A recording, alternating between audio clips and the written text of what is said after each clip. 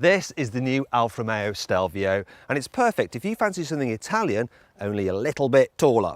Okay, so I know that Costa is technically a British brand, but this Stelvio is a pure, good-looking, thoroughbred Italian. Essentially, it's a Giulia Grande.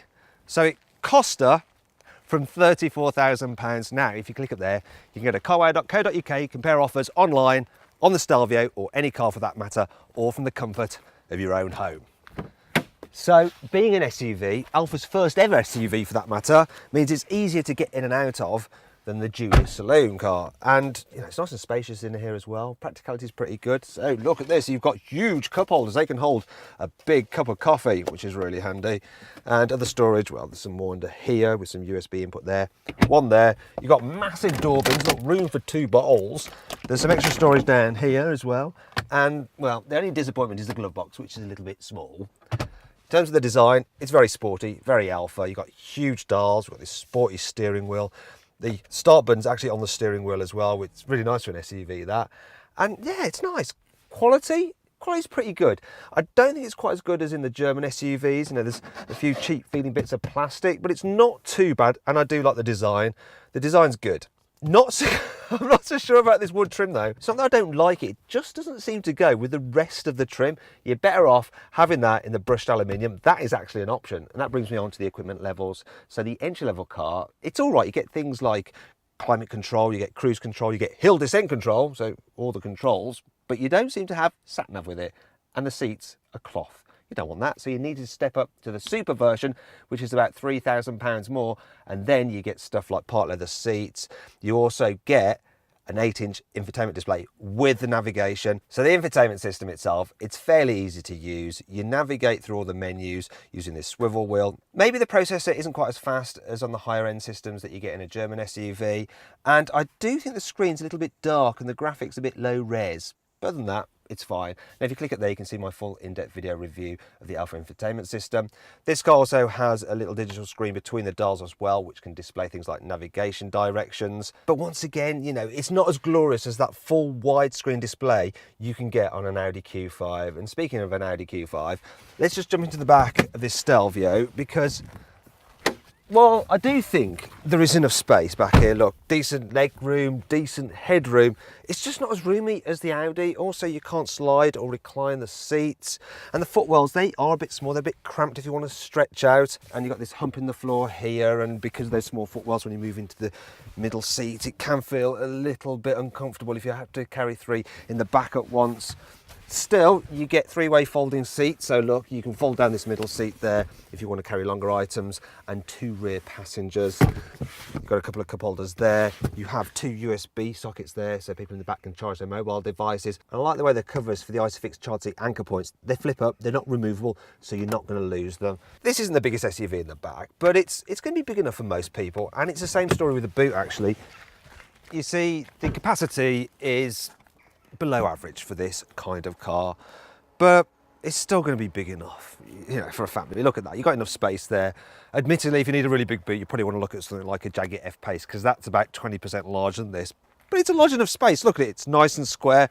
There's no load lip to lift things over, so you can just slide your bags in or out. I like the fact that the load cover is very, very light. It's very simple, and it means that even though there's nowhere really to store it, it doesn't take up too much space in the boot when you need to carry it. You're probably wondering what's under here, so we've got a space saver spare wheel. But this is a bit odd, look. It's not even attached to this, it's just like loose. A bit odd, but the rest of the boot is quite useful. So you've got some storage cubby down here, there's hooks just up here, you've got a 12-volt socket, there's tethering points about the place as well. I also like the fact that you can fold the seats down by these levers in the boot, though you do have to lean in and push the backs down, which is a bit annoying. When you do fold the seats down, you've got this big load area there, and it's a continuous floor. There's no ridge between the main boot area and the seat backs, although there is a slight incline, but it's still quite easy to just slide things right to the front like that. Then they slide back down again. Okay, that's the walk around bit dealt with. Now it's time to hit the road to see what this car is like to drive. The Stelvio is a little bit of a mixed bag when you're driving in town. So the steering is not too heavy, the automatic gearbox, it's nice and smooth, yet it responds quickly when you put your foot down to nip through a gap in traffic. Then there's the fact that you sit quite high up, so you get a good view over other cars. The problem is you get a bit of a big blind spot from here, and the view out the back window is tiny, it's not very good at all. Then there's a suspension, which is a little bit on the firm side for an SUV. So it's constantly fidgeting around, this car is, when you're driving slowly, and when you hit a pothole or a big bump you do get quite a jolt. It's not helped by the fact that this car is riding on 19-inch alloy wheels, so you might want smaller wheels if you're going to be driving this car in town a lot, such as on the school run. As you speed up, the suspension does settle down, but it's never as comfortable, this car, as something like a Mercedes GLC, and it's not as quiet as one either. You do get a little bit of wind whistle from around the big wing mirror and a bit more tyre noise as well. You can get the Stelvio with 3 petrol engines, 2 2-litre turbos, or a bonkers 2.9-litre V6 with over 500 horsepower. There's also 2 2.2-litre diesels. This is one of the diesels, and it's the higher powered 210 horsepower version, and it's very punchy. It's a quick engine. Then when you put your foot down, it does make more noise than the 2-litre diesel you can get in an Audi Q5. In terms of economy, well, Alfa says 58 miles per gallon is possible. So far, this Stelvio seemed a little bit so-so to drive, but there is one area where it just excels over every other SUV pretty much that I've driven, and that's in the way it handles. So it's actually genuinely good fun to drive this thing when you get it onto a twisty road. The steering, for instance, is just so sharp. You turn the wheel a bit and it's just darting into a corner. You've also got loads of grip as well. You know, you feel like you're in a sports car, only one that's just raised up more off the ground. I actually think this thing handles better than a Jaguar F-Pace, and it's maybe even better than a Porsche Macan as well. What Alfa's done is really impressive with this thing. In fact, if you're the kind of person who's always avoided an SUV because you think they're just going to be too boring to drive, you should check this car out. Now then, it's time for the Car Wow 5 annoying things about this car. The automatic high beam assist doesn't always dip the headlamps when you approach a car from the rear, so you sometimes dazzle them in the rear view mirror. The zoom function on the sat-nav map doesn't actually let you zoom out all that far. That's as far as it'll go. Instead, you have to go into Browse Map to zoom out, and it's all a bit of a faff. And then there's the reversing camera. So, the screen for it is only that big, and it's quite low definition. Why? Because the doors don't extend down over the sills, it means that when you get out, you actually rub the back of your trousers on them, and if the sills are dirty, your trousers are going to be too. There is an annoying gap in the sun visor, which means sometimes you can get blinded.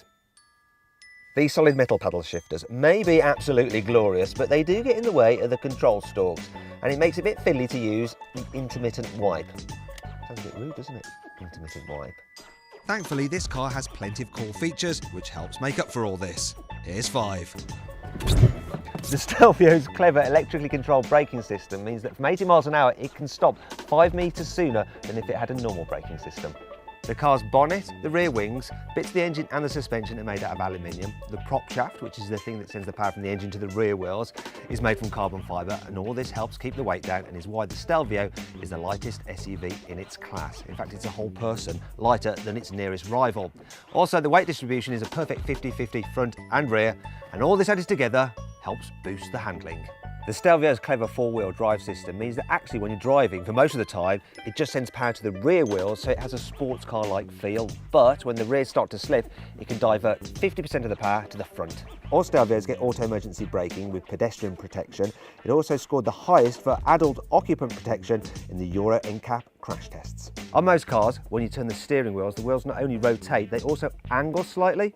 Now that's exaggerating it a little bit, but on the Stelvio, it doesn't do that at all because of its clever front suspension. They remain completely flat, so you always have the maximum tyre contact patch with the road for optimum grip.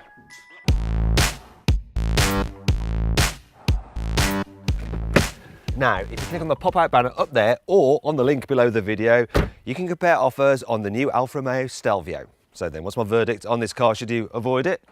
Should you... It always beeps like that when you lock it. Should you consider it? Should you shortlist it? Or should you just go right ahead and buy it? Well, I reckon you should consider the Alfa Stelvio. It is brilliant fun to drive. It just doesn't quite do the SUV basics such as comfort, luxury and space quite as well as some rivals. If you enjoyed this video, please like it and share it, and click on our logo to subscribe to our channel. Also, click on the windows